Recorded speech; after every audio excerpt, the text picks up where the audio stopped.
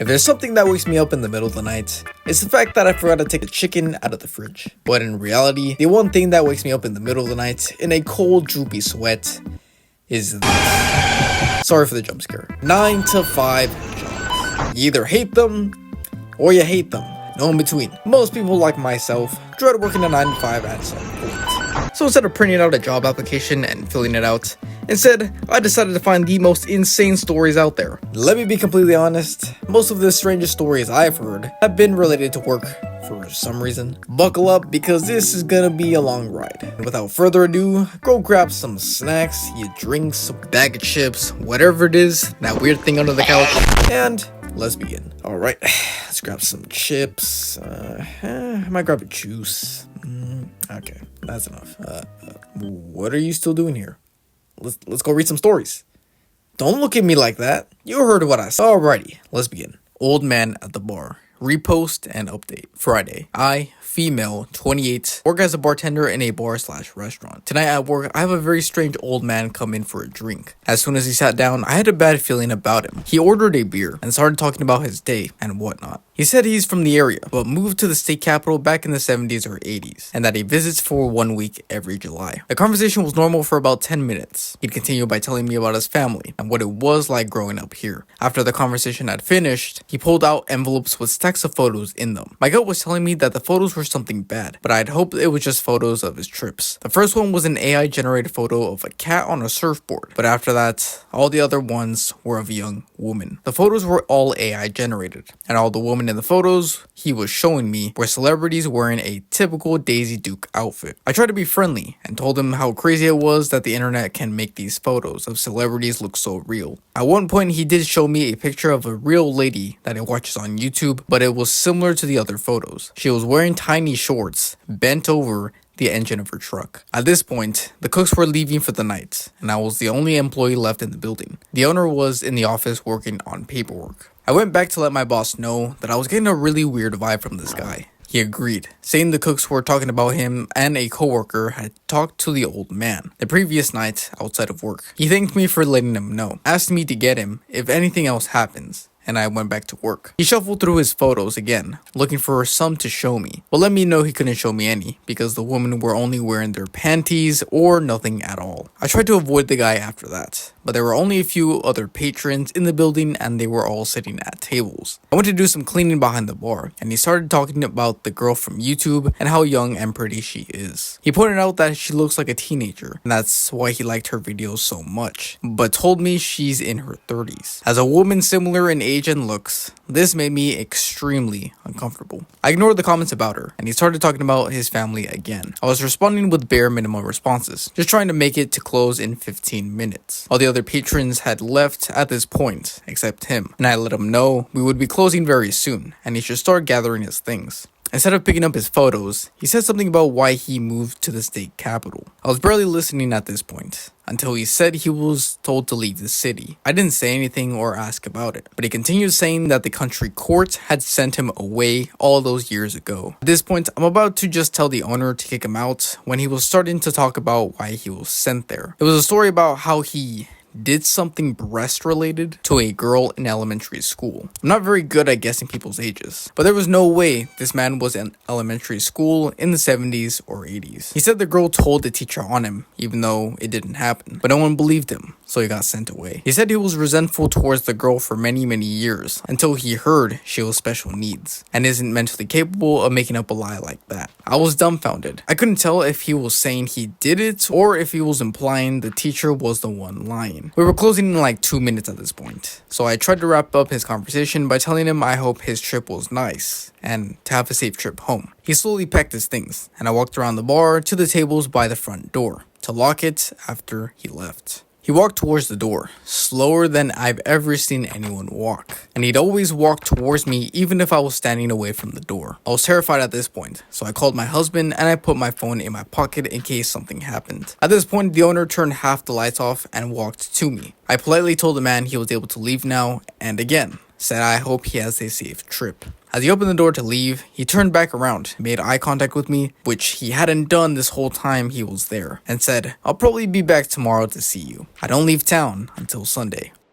Update. Saturday. I went into work tonight and immediately told my coworkers of the encounter. We were all joking around about the man, and at one point I told him, if he does come back in, I'm gonna card him just to get his name. I wanted to know if he was just creepy, or if there was a legit reason my gut wasn't sitting right about him. My coworker who had talked to him outside of work interjected, telling us his first name. The rest of the night went by smooth, and the old man hadn't come back. Some male coworkers walked all of the women out to their cars, just to make sure they left safe, in case he was lingering outside. When I got home, I spent an hour or so searching for this man online. I'd look at mugshots for all the men who shared his first name. I eventually found him, and my heart dropped. I clicked on his mugshot and was met with an article about a murder that had occurred in the 90s. In the article, it stated he was a prime suspect in a murder. The only DNA evidence police had found was linked to him. He was sent to prison, and after investigators revealed his mental state, they did another round of testing on the DNA. That second round came up saying he wasn't the killer, so he got released. I then found a handful of Reddit posts from the state capitol about the old man. He's somewhat famous in the area for creeping out young women at their workplaces. The stories were all eerily similar to mine, and even happened to mothers in their teens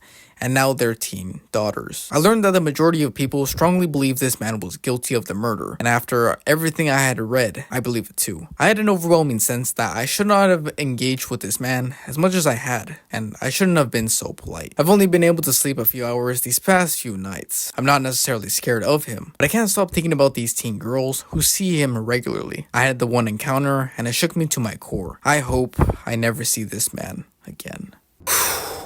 Man, that was a long yet creepy story. Working in a bar has got to be one of the least predictable jobs one can have, because in reality, bro, anything can happen. One day you could just be serving up drinks to some dudes who kind of just want to get buzzed for the day. Another day there's a whole bar fight that destroys the whole place, and well, another day, well, you might just get some random person in the corner just trying to look at you. Honestly, this was just a strange encounter with a possible serial killer who I guess likes AI images. I will say though, having to talk to someone who just won't stop talking has got to be a little awkward. Not only do you not know the person that well, but they kind of just say a bunch of strange things that you kind of just have to, damn, that's crazy, bro. Like a bunch of times until the conversation ends at one point. A very strange experience this woman had to encounter, but I'm just glad nothing bad happened. Moving on to the next story. My horror story as a tow truck driver. I was an RTTO, registered tow truck operator, for about 2 years. It was a great job. Pay was good, lots of overtime, and on-call shifts. I got into the career because of shows I watched as a kid, like Highway Through Hell. So when I got the chance to go into this field, I jumped on it. The first month was good. I learned a lot of experience and new skills. Part of the job as an RTTO was emergency call with police and fire for crash scenes and impounds. So we saw a lot of tragic stuff. DUI fatalities, hit and runs, non-DUI fatalities, etc. The job can be very emotionally and mentally draining and can mess you up if you're not careful. However, there's other kinds of aspects to this job not a lot of drivers talk about. The paranormal, odd or off calls, stuff that unsettles you. Almost every tow truck driver has experienced it. It was a snowy, cold November night in 2023. We didn't get a lot of calls that day, so I was just chilling at the shop for my on-call shift. Then all of a sudden, I get a WSP, Washington State Patrol, call for a broken down WSP car off this dirt road. I didn't think much of it at the time. It wasn't too weird for me since I have gotten a few calls like this before. So I hop in my flatbed and drive up to the call's location. The directions took me a good 30-ish minutes outside of the city to the mountains on I-90. By the time I get off the freeway, it was super foggy and very hard to see. So I took it slow to be easy and safe. I keep driving up the now dirt mountain road, and I keep thinking to myself that this is a really odd road for a WSP to be on, since they usually stay on the interstates and state highways. But I just shrug it off since he could have just been out there helping a sheriff or something more normal. I finally get out of the location and just stop the truck and just sit there for a minute. What the heck? I think to myself. The WSP car was parked out on this mountain road, with all of its doors open and no lights on, with no officers in sight. It was so foggy I really could only see the car, but it was clear to me that there was no one in sight. I very heavily contemplated just turning around and going back, but I eventually decided to hop out and inspect the car and look for the officer. Now, as a tow truck driver, I always carried with me, so I grabbed my AR with my sidearm and got out of the truck, not knowing what the heck I was about to walk into or see. I walked up to the car very cautiously and first checked out the driver's seats. Nothing was missing. All the equipment was still in its place, CAD and everything. Then I walk around to the passenger side again. Same thing. Nothing is missing nor moved. Then I go to look around the trunk. Then I go to look at the trunk, where they usually keep the AR and shotguns, etc. I get to the trunk, but this time, the AR and only the AR was missing. That's when I noticed that the forest was dead quiet. No wind, no nothing. I've seen a lot of messed up stuff. Dead bodies, the entire family's killed in one accident, etc. But I was completely unnerved. Something inside me was telling me to get the heck out of there. But before I did anything, I called my dispatcher just to make sure I had the right location and information, and sure enough, everything was correct. At that point, I was ready as heck to just get out of there as fast as possible. Right before I turned the truck around, I yelled out for the cop, but nothing but dead silence came back. Something was not right, I said to myself, and booked it out of there. The whole drive back, I had this sick feeling like I stumbled across something I was absolutely not supposed to see or be there. I keep thinking why the cop was all the way out there, why he left the car, or why all the doors were wide open, or if it was even a cop in the first place. More or less, why only is the AR missing when thousands of dollars worth of equipment was in that car? Once I got back to the shop, I called the police dispatcher that gave us the call. Since I knew her, I was hoping she could give me some answers. But no, she said the exact same thing that was said to me. That a WSP car was broken down and just needed a tow. I never told my supervisor or anyone else out of fear that they wouldn't believe me. I mean, I wouldn't if I were them. I never hear anything about a missing cop. After nothing on the news, just nothing. It still creeps me out to this day just thinking about it. Man, this story went from 0 to 100 real quick. From just chilling at the crib wanting to sleep, to finding a random car in the middle of nowhere with a firearm missing. Now that's pretty bone chilling. And also a huge waste of time in my opinion. I'd be more ticked off than scared in this case because, I mean, you're telling me my guy had to drive all the way there and not really towed in the end? I mean, the job is simple, sure. You're towing a car, but the sheer fact that no one was there to explain anything, and no one was really giving him details to explain why he gotta do this, that's a little suspicious. It's scary, sure, but man, this guy just wasted a bunch of precious bedtime. But hopefully all was well after this, and hopefully this guy wasn't followed home for any particular reason. Moving on to the next story. Man on my car. So, I used to work night shift at a fast food restaurant. I left work at 2 a.m. and I was driving home when a man jumped in front of my car, of which I drove a pickup truck. I quickly stopped and he jumped on the bed immediately and started slamming on the back window frantically while telling me to drive. He seemed panicked. I drove fast and swerved a bit and eventually parked in front of the convenience store. At the time, I always kept a kukri and metal pipe in my car. I got out with the kukri in hand, told him to leave while threatening him with the kukri. He begged me to keep driving as I told him to leave again. He ran to the doors of the convenience store, but it was locked as the clerk was in the restroom. Then he got in the back of what seemed to be a taxi in the parking lot and just sat there. Frightened and full of adrenaline, I got in my truck and left. I don't know what was happening, but it seemed like he was running from someone.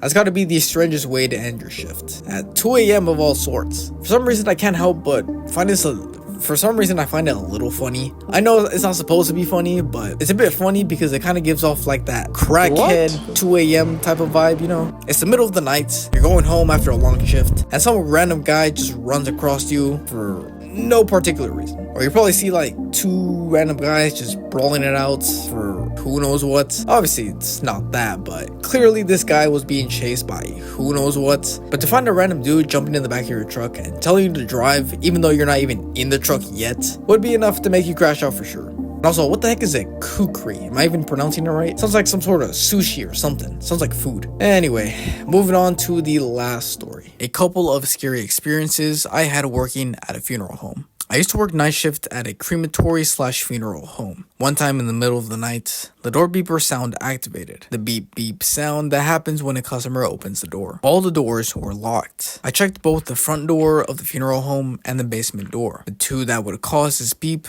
to activate. Both were still locked. No one was in the building, besides me. Scared the absolute heck out of me, thinking someone may have slipped in and hid from me or something. Another time, a similar occurrence. We have a window in the basement, looking out to the back parking area, where employees park and where we received body deliveries. There's light on the corner of the portiso where bodies are dropped off. It shines right into my office window. I saw the shadow of someone walking in front of the light. The shadow was projected against the wall of my office, opposite of the window. The fact that someone was walking around back of the funeral home basement at midnight was freaking terrifying. Thought they were going to rob me or something. Never called the police in these two occurrences. And lastly, this didn't happen to me, but to a coworker. There was a parked car with the driver door open, parked literally right up against the back door. My coworker assumed someone was dead inside the vehicle. He didn't even walk up to it, just called the police. Apparently a guy had stolen the car and was running from the police and decided to nearly ram it in the back of the funeral home and left. Goodness gracious. You can't expect anything normal to happen in a funeral home at night out of all the times in the world. You never know if the doors are just gonna open on their own, the lights are just gonna turn on and off for some reason, or better yet, something random falling off the table when you turned around. I would never work in a funeral home, to be honest. I feel like that's like one of the scariest jobs you could do and also the most disturbing. I feel like this type of job would like leave you feeling some sort of way even after you're retired. Just tragic.